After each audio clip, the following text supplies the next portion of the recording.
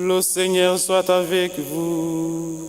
Et avec votre esprit. Évangile de Jésus-Christ selon saint Luc.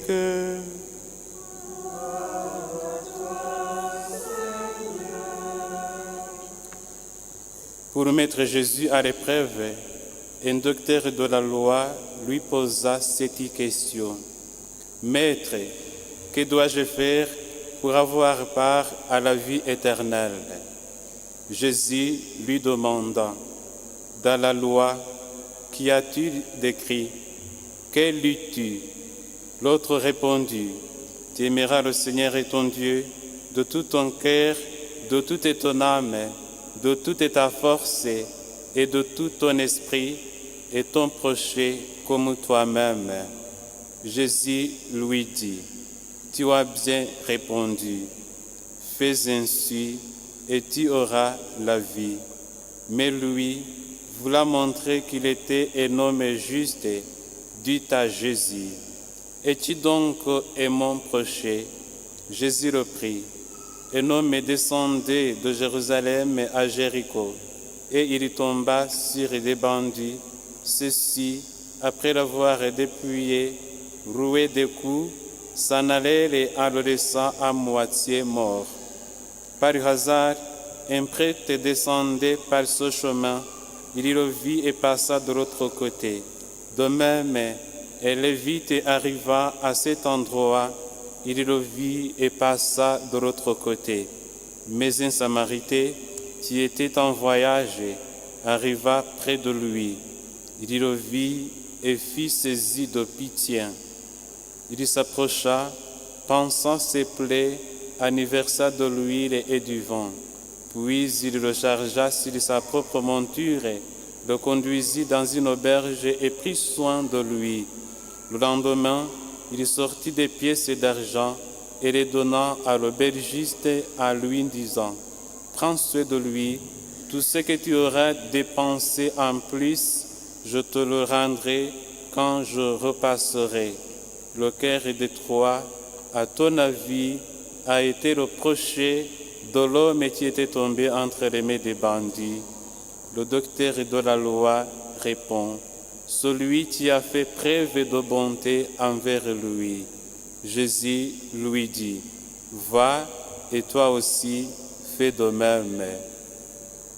Acclamons la parole de Dieu.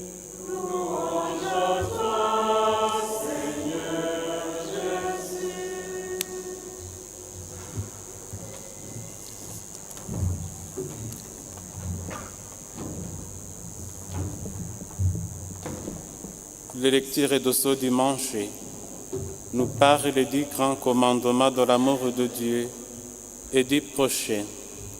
Dans la première lecture, Moïse rappelle au peuple d'Israël que cette loi n'est pas au-dessus de nos forces ni hors de nos attentes. Elle est inscrite au cœur des hommes, même à ceux qui ne le connaissent pas. Avant d'être un visage, je dirais, Dieu est une voix capable de nous rejoindre au plus proche de notre cœur. Le Deutéronome nous avertit que nous n'avons pas d'excuses. Cette parole n'est pas au-dessus de tes forces ni hors de ta portée. Elle est tout près de toi, dans ta bouche et aussi dans ton cœur. Autrement dit, tu sais ce que tu dois faire. La parole est déjà là, tu l'as entendue 1000 fois, il ne reste qu'à l'accomplir. Alors, pourquoi cela semble si difficile? Pourquoi tant de croyants passent à côté? Pourquoi moi aussi, je passe si souvent à côté? Peut-être parce que je suis pressé, que j'ai d'autres priorités, peut-être parce que j'ai peur. La deuxième lecture nous donne alors la clé. Dans la lettre aux Colossiens, Saint Paul nous rappelle qui est le Christ. Il est l'image du Dieu invisible. Tout a été créé par lui et pour lui, et tout subsiste à lui. Et pourtant, et c'est cela la révélation chrétienne, ce Christ, disons cosmique, s'est fait proche de nous. Il s'est fait le bon Samaritain par excellence. Il a vu notre humanité blessée, étendue sur la route à moitié morte, et il s'est approché. Il nous a relevés, il a payé de sa vie, il a aussi promis de revenir.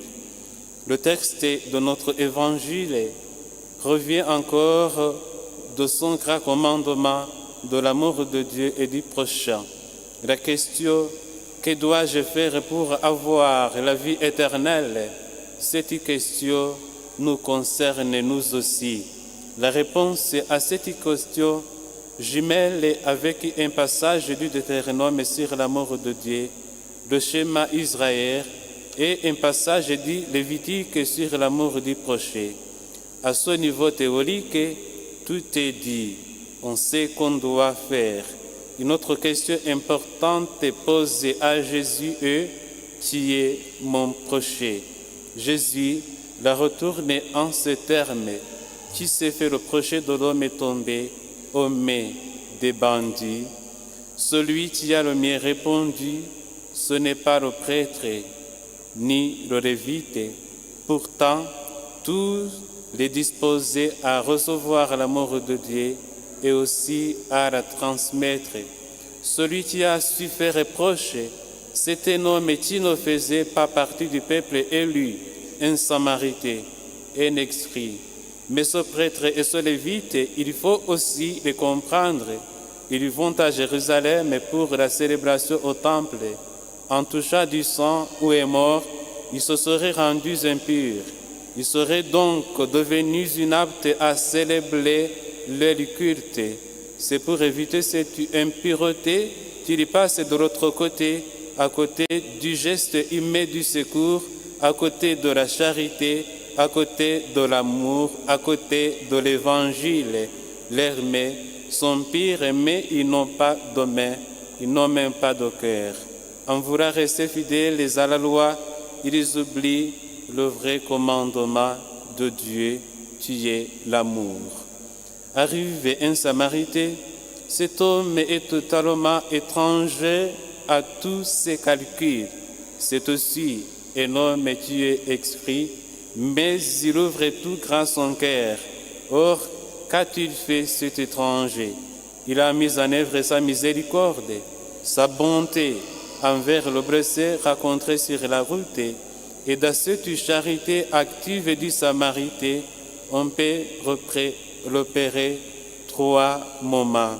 D'abord, il y a le moment qu'on peut qualifier d'émotion. En arrivant près de la victime, le Samaritain a été remué de l'Évangile. Vient ensuite le moment des premiers souhaits où il lui faut soulager le blessé sans se laisser arrêter par le sang ou les plaies, faire le geste qui sauve pour un homme quasi inerte et réussir tant bien que mal sur sa propre monture pour le transport. Enfin, c'est le troisième moment. Le Samaritain prévoit lui-même un relais de sa propre charité, non pas pour se désintéresser ensuite du blessé, non pas pour laisser à l'aubergiste tout le poids du sauvetage, car aussi le Samaritain reviendra. Et d'un bout à l'autre, c'est lui qui aura payé de sa personne, payé de tout son temps, payé de ses deniers. C'est cela, se rendre proche, c'est cela, aimer, c'est cela, sauver. Savoir s'arrêter devant une souffrance, savoir trouver les mots et les gestes qui sauvent, savoir prendre en charge dans la durée ce que la vie a blessé. Le Samaritain est un hérétique, un ennemi des Juifs, un homme qui n'a jamais mis les pieds dans le temple, un homme qu'il faut éviter et qu'il est interdit d'inviter à sa table. Lui sait ce qu'il doit faire et il le fait. Il fut saisi de pitié. Il a été pris aux entrailles. Lui qui était tenu pour désobéissant à la loi en est vrai pratiquant. En nous le donnant pour modèle à imiter, Jésus montre le chemin à suivre pour avoir part à la vie éternelle. Avec cette parabole, il nous montre que ce n'est pas à nous de décider qui est notre prochain. C'est à nous alors de devenir le prochain de celui qui est sur notre route, quel qu'il soit. Les docteurs de la loi faisaient des distinctions entre les différentes catégories de prochains, mais avec Jésus, il y a un renversement radical. L'important, c'est de nous faire proches à l'autre, de nous approcher de lui. Mais en lisant aussi cet évangile, il nous faut faire un pas de plus. Jésus n'est pas là pour nous donner une leçon d'assistance à personne en danger. Les pères de l'Église ont vu dans ce voyageur blessé l'homme déchu, l'homme du péché. Les bandits sont soit des forces hostiles qui nous détournent de Dieu et nous entraînent toujours au malheur. Mais voilà qu'un Samaritain descendait. Jésus est descendu du ciel. Sur sa route, il nous a trouvés en four et à demi-mort. Il nous a pris en pitié. Il nous a aimés jusqu'à l'extrême et s'est livré pour nous. Le vin et l'huile du Samaritain représentent les sacrements institués par notre Seigneur Jésus-Christ. La route qui descend de Jérusalem à Jéricho, c'est une route aussi qui passe chez nous ou devant chez nous et nous l'empruntons tous les jours. C'est la route de notre travail, c'est la route de nos responsabilités, c'est la route de nos solidarités, c'est la route aussi de nos fraternités au sein de la communauté locale. Ouvre les yeux, demande à Jésus de les garder ouverts et laissons-nous arrêter comme lui par les blessés de la vie. Étant mendiant de sa miséricorde, choisissons aussi la miséricorde comme un style de vie, comme notre style de vie qui requiert des actions concrètes, qui a des yeux pour voir, des oreilles pour entendre et des mains pour réconforter. À chacun et à chacune d'entre nous, le Christ dit « Fais de même et tu auras la vie éternelle ». Ne reste pas alors indifférents. À quoi nous servira de louer Dieu, de chanter que nous sommes tous frères et sœurs, de prier le rosaire et même d'aller de participer à la messe si lorsque mon voisin ou celui qui croise simplement notre route est dans la peine et dans la difficulté, je le laisse dépérir alors même que je pourrais l'aider. Tout simplement parce qu'en renversant l'Évangile, je pense que ce sont ses affaires, ce sont ses problèmes, ou encore c'est de sa faute, ou encore si je m'en occupe, je vais avoir plein de problèmes. Je ne veux pas de problèmes.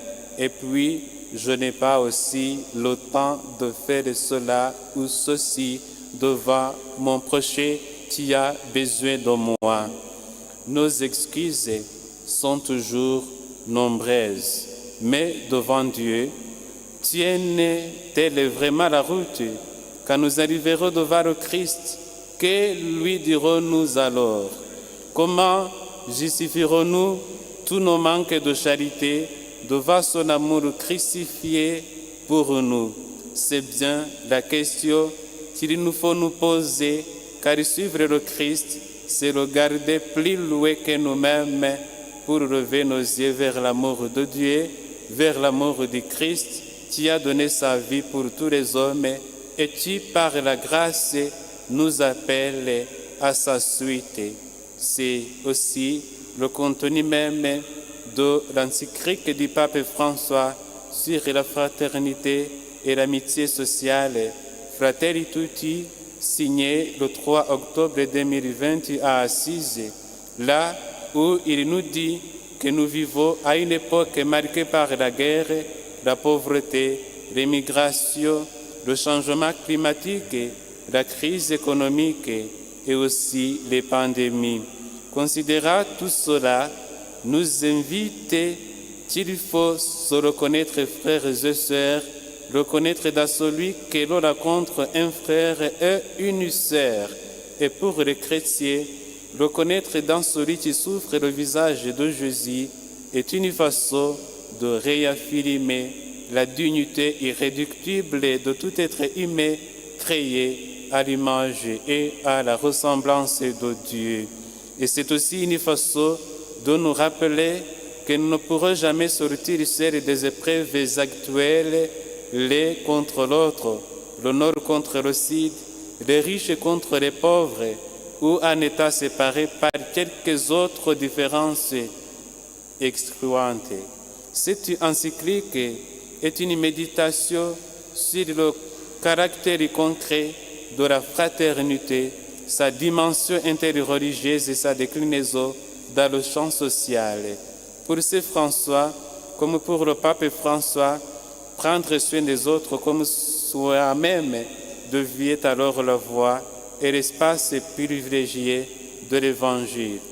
Nous pouvons évidemment nous attarder sur la solitude du Samaritain, sur la prise en charge du blessé, sur la recommandation rémunérée qu'il fait à l'aubergiste, etc. Un détail peut nous alerter. Le Samaritain reviendra. Or, qui nous a pris en charge et reviendra pour parachever son œuvre, sinon le Christ lui-même. Certes, ce genre de réflexion dépasse la leçon directe de cette parabole.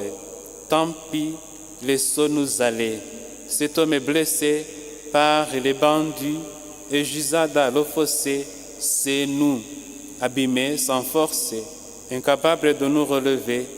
Voilà le Christ, le Fils de Dieu, qui, d'une certaine façon, est pour nous l'étranger par excellence. Il vient prendre sur lui notre détresse, la faire sienne et aussi nous guérir. Il a pris loué que le Samaritain, puisqu'il y prendra notre mal en son propre corps. Renversons alors les rôles. Voici Jésus, dépouillé, prisonnier, affamé, méritri, qui gît dans le fossé, discrètement, hors de ce chemin que l'on peut parcourir sans se rendre attentif à sa présence, sans le voir. Allons-nous nous faire son projet? On se souvient de Matthieu chapitre 25, du verset 34 à 45e verset.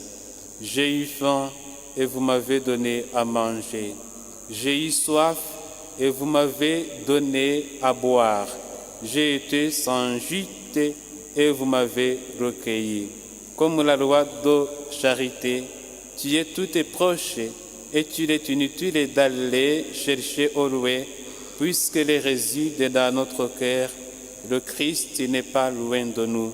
Il est là, il est sous nos yeux, il est dans les fosses que nous creusons et sur les croix que nous dressons. En ce dimanche, cette parabole était merveilleux cadeau pour nous tous, mais elle est aussi plus exigeante. À chacun de nous, Jésus répète ce qu'il dit au docteur de la loi, « Va et toi aussi, fais de même ». Nous sommes tous appelés à parcourir le même chemin que le bon Samaritain, qui est la figure du Christ.